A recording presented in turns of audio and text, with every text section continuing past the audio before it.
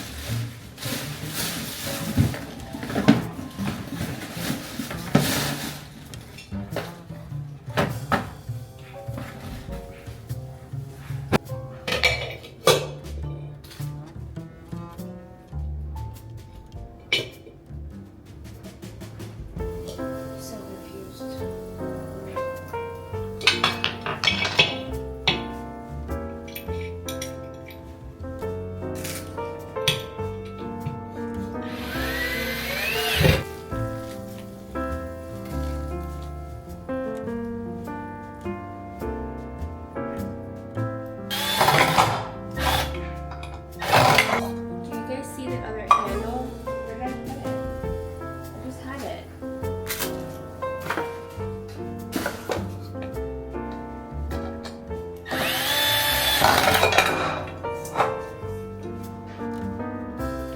not bad.